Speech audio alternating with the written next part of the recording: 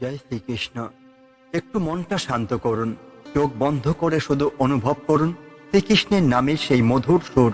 হে মাধব, হে গোপাল, হে বৃন্দাবনের কানু, তুমি ছাড়া আমাদের আর কেউই নেই। এই সংসারের দুঃখ, ক্লেশ, অভিমান আর ব্যর্থতার ভিড়ে শুধু তোমার নামই আমাদের পরিত্রাণ। তুমি বলেছিলে গীতায়, মামেকং শরণং ব্রজ, সবকিছু ছেড়ে শুধু আমার শরণে এসো, আমি তোমাকে মুক্তি দেব। তাই আজ এই পাঠ শোনার সময় শুধু কান দিয়ে নয়, মন দিয়েও শোনো, আত্মা দিয়ে শোনো। কারণ শ্রীকৃষ্ণের নাম কেবল শোনাই যায় না, তা অনুভব করতে হয়। এই নামেই আছে শান্তি, এই নামেই আছে মুক্তি, এই নামেই আছে সব হারানো জীবনের নতুন শুরু। বন্ধুরা, শ্রীকৃষ্ণের কথা প্রতিদিন শোনেন তো ঠিকই, কিন্তু আজ শুধু শোনা নয়, আজ একটু করাও দরকার। এই ভিডিওটা ভালো লাগলে লাইক দিয়ে জানান, হ্যাঁ, কৃষ্ণ আমাদের হৃদয়ে আছেন। কমেন্টে লিখুন জয় শ্রীকৃষ্ণ, যেন আপনার এই শুভ নাম উচ্চারণ আরো কারো প্রাণে পৌঁছে যায়। আর শেয়ার করুন আপনার প্রিয়জনদের সঙ্গে, কারণ কৃষ্ণের কথা শুধু নিজের ভেতরে রাখার নয়, তা ছড়িয়ে দিলে তবেই আসল কল্যাণ। আজ একটু বদলে যান, শুধু নীরব শ্রোতা হয়ে নয়, কৃষ্ণ ভক্তির একজন কার্যকর অংশীদার হয়ে উঠুন। চলুন তবে শুরু করি আজকের পবিত্র পাঠ। প্রতিটি সূর্যাস্ত আমাদের জীবন থেকে একদিন করে কমিয়ে দেয়। প্রতিদিন যখন সূর্য ডুবে যায়, তখন নিঃশব্দে আমাদের জীবন ঘড়ি থেকে একটি দিন মুছে যায়। কিন্তু এই সূর্য যখন সকালে নতুন আলো নিয়ে ওঠে, তখন সে শুধু আলোই দেয় না, সে আমাদের নতুন আশার বার্তা দেয়। সে বলে, তোমার জীবন থেকে দিন কমছে ঠিকই, কিন্তু তোমার হাতে এখনো সময় আছে বদলানোর, জেগে ওঠার, উন্নত হওয়ার। তাই জীবনের প্রতিটি সকালকে এভাবে গ্রহণ করুন, নতুন সুযোগ, নতুন যুদ্ধ, নতুন জয়। বন্ধুরা, কখনো যদি কেউ আপনাকে এড়িয়ে চলে, দূরে যেতে চায়, তাহলে তাকে যেতে দিন। মনে রাখবেন, সম্পর্ক কখনো জোর করে ধরে রাখাই যায় না। আপনি যতই কাউকে কাছে টানার চেষ্টা করবেন, সে ততই আপনাকে ফাঁকি দিয়ে দূরে চলে যাবে। শ্রীকৃষ্ণ বলেন, যে চলে যেতে চায় তাকে যেতে দাও। প্রকৃতি আপনাকে সেই মানুষদের সঙ্গে রাখবে যারা আপনার সত্যিকারের হবে।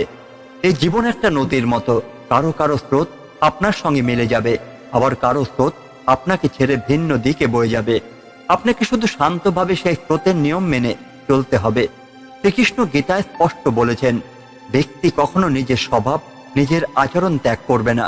পরিস্থিতি যেমনই হোক, প্রকৃত জ্ঞানী সেই যে সুখ, দুঃখ, লাভ, ক্ষতি, জয়, পরাজয় সবকিছুতে নিজেকে স্থির রাখে। এই স্থিরতাই প্রকৃত যোগ, এই স্থিরতাই ভগবানের পথে যাওয়ার প্রথম ধাপ। অনেক সময় দেখা যায়, সুখের সময় আমরা লোভী হয়ে উঠি, আরো চাই বলে ছুটে চলি। আর দুঃখের সময় তখন আমরা রাগে ফেটে পড়ি।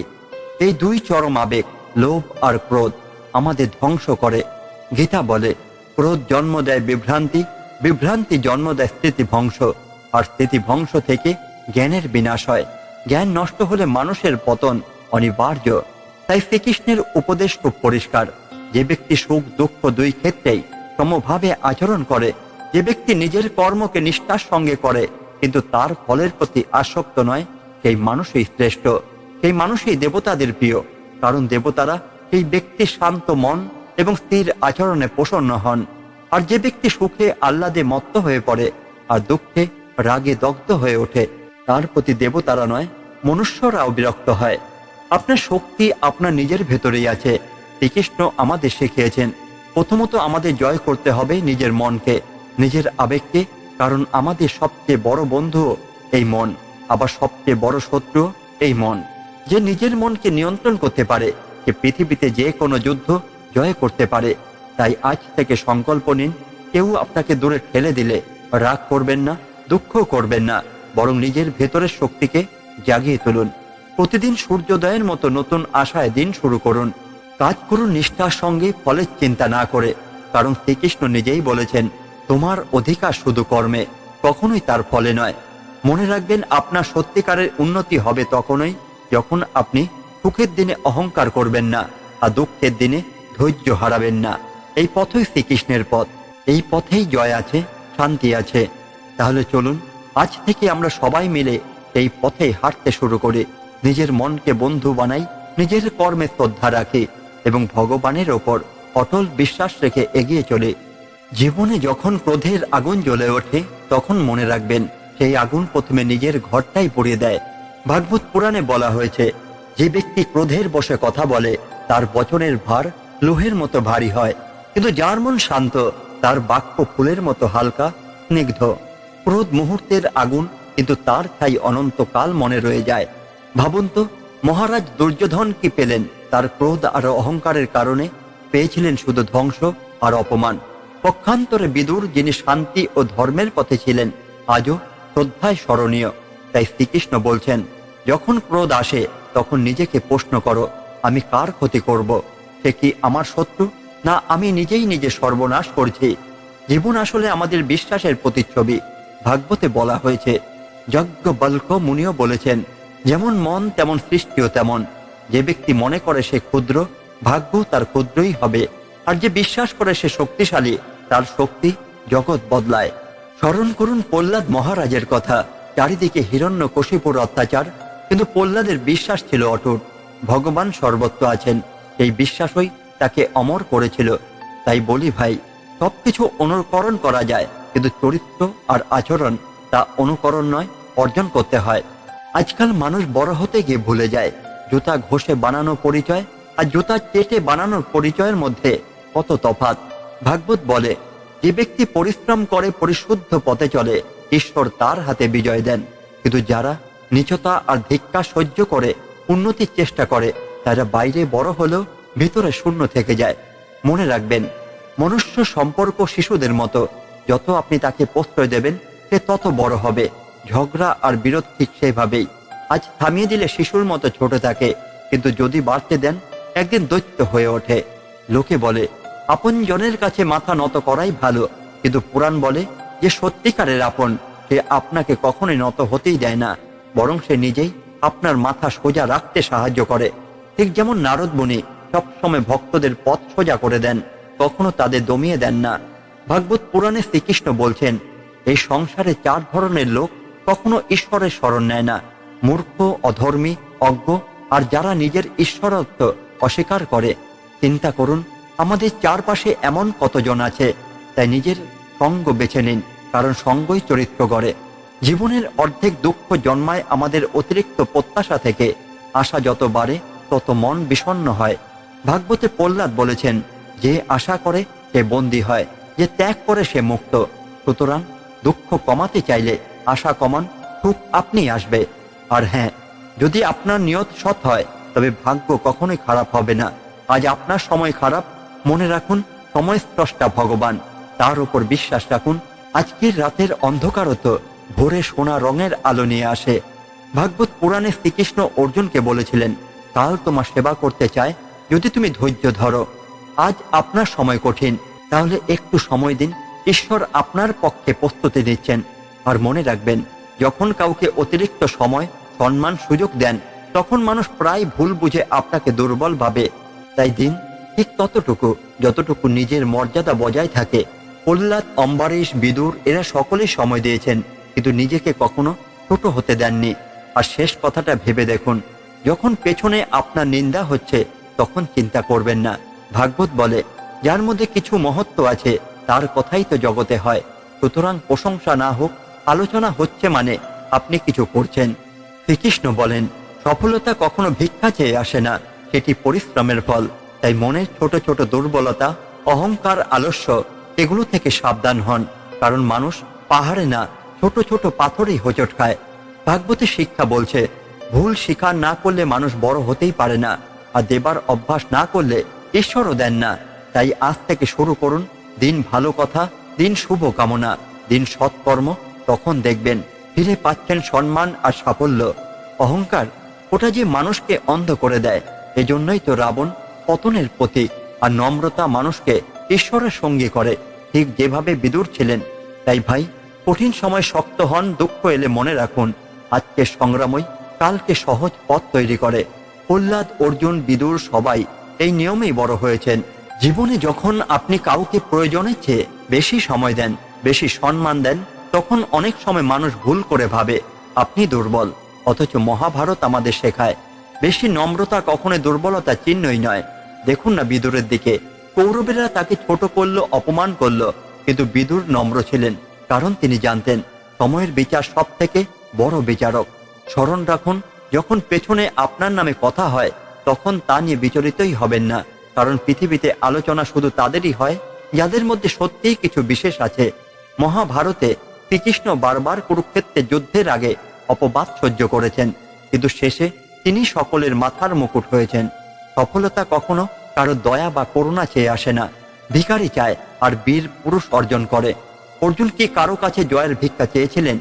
না, তিনি নিজের তপস্যা, সাধনা আর পরিশ্রম দিয়ে গান্ডীব তুলেছিলেন, কৌরবদের পরাস্ত করেছিলেন। স্মরণে রাখবেন, বড় বিপদ কখনো পাহাড় হয়ে আসে না, আসে ছোট ছোট ভুলের পথ ধরে। যেমন দুর্যোধনের অহংকার বড় বিপদের সূচনা করেছিল, কিন্তু সেই বিপদের শিকড় ছিল ছোট ছোট অন্যায় সিদ্ধান্তে। জীবনেও তাই, যতটা পারেন ছোট ভুল থেকে নিজেকে বাঁচান, কারণ মানুষ পাহাড়ে হোঁচট খায় না, পাথরেই খায়। আর নিজের ভুল সেটি স্বীকার না করলে আপনি কখনো উত্তম মানুষ হতে পারবেন না। দ্রোণাচার্য স্বীকার করেছিলেন নিজের ভুল যখন তিনি একলব্যের প্রতি অন্যায় করেছিলেন, কিন্তু যিনি স্বীকার করে সংশোধন করেন তিনিই প্রকৃত গুরুর আসনে বসতে পারেন। জীবনে দিতে শিখুন, ভালোবাসা দিন, সম্মান দিন, সাহায্য দিন। মহাভারতের কর্ণের উদাহরণ নিন, তিনি দানবীর কারণ তিনি দিতেই জানতেন। ভাগ্য তার সঙ্গে কঠিন খেলেছে ঠিকই, কিন্তু ইতিহাস তাকে আজও দানবীর কর্ণ নামেই স্মরণ করে। তাই মনে রাখুন, আপনি দিতে শুরু করলে সৃষ্টিকর্তা আপনাকে ফিরিয়ে দেবেন সম্মানও, সম্পদও। কিন্তু এই দান যেন অহংকারে না পরিণত হয়, কারণ অহংকারে ডুবে থাকা মানুষ নিজের ভুলও দেখতে পায় না আর অন্যের মহত্ব চিনতে পারে না। ঠিক যেমন দুর্যোধন, তার চোখে ভীষ্মের বীর্য, বিদুরের জ্ঞান, কৃষ্ণের মহিমা কিছুই ছিল না, তাই তিনি পতিত হয়েছিলেন। অহংকার মানুষকে প্রথমে অন্ধ করে, তারপর নিঃস্ব করে।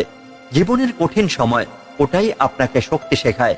মহাভারতে পাণ্ডবরা বনবাসে ছিলেন 12 বছর, অজ্ঞাতবাসে 1 বছর। প্রতিটি কষ্ট তাদের আরো কঠিন, আরো দৃঢ় বানিয়েছে। তাই ভাই, কঠিন সময় ভেঙে পড়বেন না, কারণ কঠিন সময়ের পরে জীবন সহজ হতে শুরু করে। এটিই জীবনের নিয়ম, যা মহাভারত আমাদের বলে যায় যুগে যুগে। মনে রাখবেন, যদি ভালো কাজের ভাবনা মনে আসে সেটি আজই করুন, কাল নয়। মহাভারতে অর্জুন যখন যুদ্ধক্ষেত্রে দ্বিধায় পড়েছিলেন তখন শ্রীকৃষ্ণ তাকে স্পষ্ট বলেছিলেন, সময় গেলে আর কর্তব্য করার সুযোগই থাকে না। তাই আজকে শুভ চিন্তা আজই কর্মে পরিণত করুন, কাল হয়তো সুযোগ থাকবে না। আর একটা কথা বলি, যে মানুষ সবসময় হাসে, মজা করে, সবাইকে মাতিয়ে রাখে, সেই মানুষ হঠাৎ যদি চুপ হয়ে যায়, বুঝে নিন তার ভেতরটা ভেঙে গিয়েছে।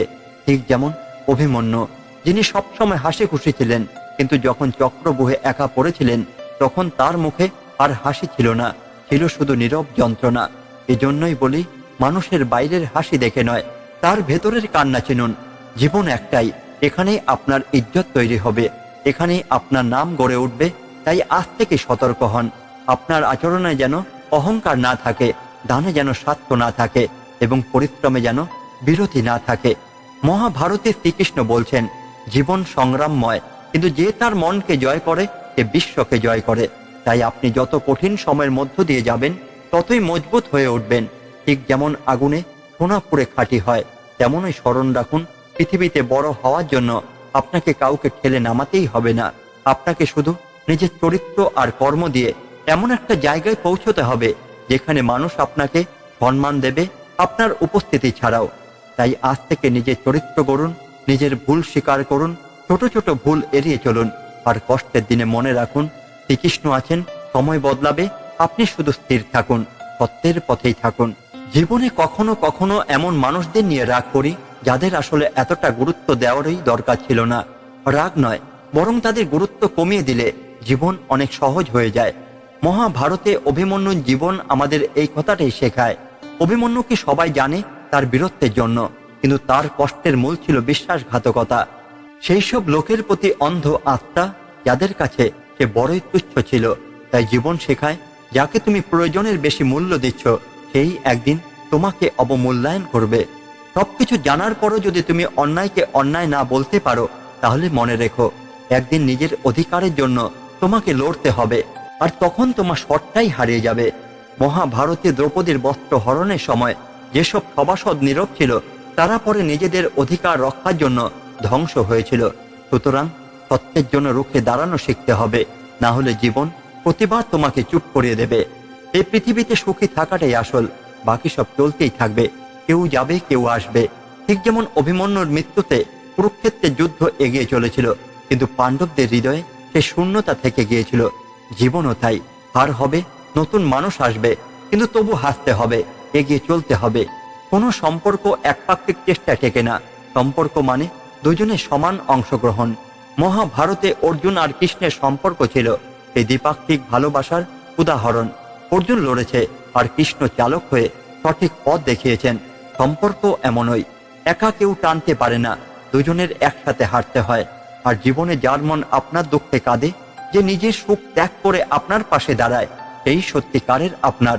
যেমন অভিমন্যুর মৃত্যুতে অর্জুনের চোখের জল তার নিজের সন্তান হারানোর শোক ভুলে যে প্রতিশোধের আগুন জ্বালিয়েছিল, সেটাই ছিল পিতৃত্বের প্রকৃত রূপ। জীবনও দেখবেন যারা সত্যিই আপন, তারা আপনার ব্যথায় চুপচাপ পাশে দাঁড়াবে, আনন্দে নয়। জীবনে ধীরে হাঁটুন, কিন্তু থেমে যাবেন না। যে অভিমন্যু একাই চক্রব্যূহ ভেদ করেছিল, তার গতি ধীর ছিল না, কিন্তু লক্ষ্য ছিল স্থির। আমাদেরও জীবন সংগ্রামে এই অভিমন্যুর মতোই এগিয়ে যেতে হবে। কখনো থেমে গেলে পরাজয় নিশ্চিত, যত কঠিনই হোক চলতে হবে। স্মরণ রাখুন, অলস মানুষ কখনো জয়ী হয় না। অভিমন্যু শিখেছিল মায়ের গর্ভেই যুদ্ধবিদ্যা, আর বড় হয়ে সেই শিক্ষাই কাজে লাগিয়েছিল। যে মানুষ শুধু সুখ আর আরামে থাকতে চায়, সে কখনো মহাকাব্যের চরিত্রে হতেই পারে না। সফলতা পেতে হলে প্রথমে নিজেকে অলসতা থেকে মুক্ত করতে হবে। জীবনে কোনো কাজকে কাল করব ভেবে ফেলে রাখা ঠিক নয়। আজই করুন, এখনই করুন, কারণ সময় অপেক্ষা করে না। মহাভারতে অর্জুন যদি যুদ্ধের সময় কৃষ্ণের কথা শুনে সাথে সাথে তীর না চালাতো, তাহলে ইতিহাস অন্যরকম হতো। তাই আজকের কাজ কাল করলে সর্বনাশ। সময়ের মূল্য বুঝুন। সফলতা আসলে শুরু হয় বিশ্বাস থেকে। যে নিজের ওপর ভরসা করতে পারে না, সে যুদ্ধে নামলেই হারবে। অভিমন্যুর কাছে চক্রব্যূহ প্রবেশের জ্ঞান ছিল, কিন্তু বের হওয়ার পথ জানা ছিল না। তবু সে প্রবেশ করেছিল, কারণ নিজের শক্তির ওপর বিশ্বাস ছিল। এই বিশ্বাসই তাকে আজও অমর করে রেখেছে। তাই আপনি জীবনে সফল হতে চাইলে প্রথমে নিজেকে বিশ্বাস করুন, কারণ যদি আপনি নিজের ওপর ভরসা না করেন, তাহলে পৃথিবীর কেউ আপনার পক্ষেই দাঁড়াবে না। এই বিশ্বাস, এই আত্মনির্ভরশীলতা আর পরিশ্রমই জীবনের আসল মূলধন। বাকি সব সুখ, দুঃখ, সম্পর্ক, লোকের কথা, এগুলো আসবে আর যাবে। কিন্তু আপনি যদি নিজেকে তৈরি করেন, নিজের ভুল বুঝে সংশোধন করেন, অলসতাকে দূর করেন আর মন থেকে অন্যায়ের বিরুদ্ধে দাঁড়ান, তখনই জীবনের প্রতিটি লড়াইয়ে আপনি অভিমন্যুর মতো বিজয়ী হবেন। মৃত্যুর পরেও স্মরণীয় থাকবেন। তাই মনে রাখবেন, জীবনে কাউকে প্রয়োজনের বেশি গুরুত্ব নয়।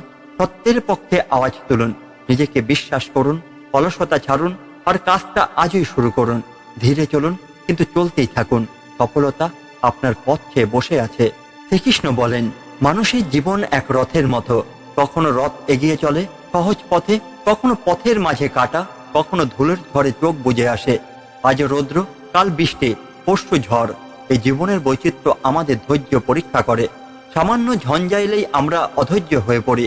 একটু পরিস্থিতি বদলালেই আমরা সম্পর্ক ভাঙতে দ্বিধা করি না। অথচ যে সম্পর্ক গড়তে বছর লাগে, তা ভাঙতে আমরা মুহূর্ত নেই না। অনেক সময় আমরা ভাবি আমাদের প্রিয় মানুষ, তাই রাগ করলেও পরে ঠিক মিটে যাবে। কিন্তু শ্রীকৃষ্ণ স্মরণ করিয়ে দেন, এই ধারণা সবসময় সত্য নয়। একবার বলা তীর শব্দের মতো, একবার ছেড়ে দিলে তা আর ফেরে না। তাই রাগে বা অভিমানে সম্পর্কে রথ ভেঙে ফেলাটা মূর্খতা। দেখো, কুরুক্ষেত্রের যুদ্ধে অর্জুন যখন নিজের আত্মীয়দের বিরুদ্ধে তীর তুলতে কাঁপছিলেন, তখন কৃষ্ণ বলেছিলেন, ধর্ম ও সত্যের পথে অটল থাকো। কিন্তু রাগ আক্রোশে নয়, কারণ রাগে উত্তপ্ত মন সঠিক সিদ্ধান্ত নিতে পারে না। জীবনের আসল শিক্ষা হলো, মানুষ পরিস্থিতির দাস নয়, বরং নিজের চিন্তা ও সিদ্ধান্তের দ্বারা ভাগ্য নির্মাণ করে। তুমি কি কখনো দেখেছো কিভাবে পদ্মফুল কাদার মধ্যেও নিজেকে পবিত্র রাখে? আবার সেই কাদার মধ্যেই অন্য ঘাস বা আগাছা বেড়ে ওঠে, নোংরা হয়। পার্থক্য কোথায়? পার্থক্য ভাবনায়। পদ্ম জানে কাদা তার জন্মভূমি, কিন্তু তার গন্তব্য আকাশের আলো। তোমার জীবনও ঠিক তাই। তোমার পরিস্থিতি যতই কঠিন হোক, তোমার সাফল্য নির্ভর করছে তুমি কিভাবে সেই পরিস্থিতিকে গ্রহণ করো তার উপর। তুমি যদি অপমানের প্রতিশোধ নিতে শুধু বিদ্বেষে জ্বলো, তবে তুমি পতনের দিকেই যাবে। কিন্তু যদি সেই অপমান তোমাকে জাগিয়ে তোলে, তোমার চরিত্র গঠনের আগুন জ্বালে, তবে তুমি একদিন বিজয়ী হবে। কৃষ্ণ বলেন, যেমন অগ্নি সোনাকে শুদ্ধ করে, তেমনি কঠিন পরিস্থিতি মানুষকে গড়ে তোলে। এখন শোনো, শ্রীকৃষ্ণ এক অনন্য সত্য বলছেন, সঙ্গই মানুষের প্রকৃত রূপ তৈরি করে। তোমার মন যদি সঙ্গের মতন বদলায়, তাহলে তুমি কখনোই স্থির সুখ পাবে না। তুমি যদি সাধুদের মাঝে থাকো, তোমার চিন্তা শুদ্ধ হবে। আর যদি দুর্জনদের মাঝে যাও, তোমার মন কালিমা গ্রাস করবে। জল যেমন দুধে মেশালে সে দুধ হয়ে যায়, কিন্তু কাদায় পড়লে নোংরা হয়, তেমনি তোমার চরিত্র তেমনি গড়ে ওঠে। এই জন্য কৃষ্ণ বারবার বলছেন, সৎসঙ্গ খোঁজো, কারণ সৎসঙ্গই আত্মাকে জাগ্রত করে। তুমি কি কখনো চুম্বক দেখেছ? চুম্বক লোহাকে কাছে টানে, কিন্তু মাটির কণা কিংবা কাঠকে নয়। তেমনি মহাজীবনও তুমি যদি নিজের ভেতরের গুণাবলী শুদ্ধ করো, তবে তোমার দিকে শুভ শক্তি আকৃষ্ট হবে। আর যদি মন বিষিয়ে রাখো, তবে দুঃখই তোমার চারপাশ ঘিরে নেবে। দেখো, যখন দ্রৌপদী সভায় অপমানিত হচ্ছিলেন, তখন কৃষ্ণ তাকে রক্ষা করলেন, কারণ দ্রৌপদী কৃষ্ণের প্রতি পূর্ণ আস্থা রেখেছিলেন। তার মন শুদ্ধ ছিল, তার ডাক কৃষ্ণ শুনেছিলেন। কিন্তু যেসব সভাসদ চুপ ছিল, তাদের মুখ কৃষ্ণ ফিরিয়ে নিয়েছিলেন।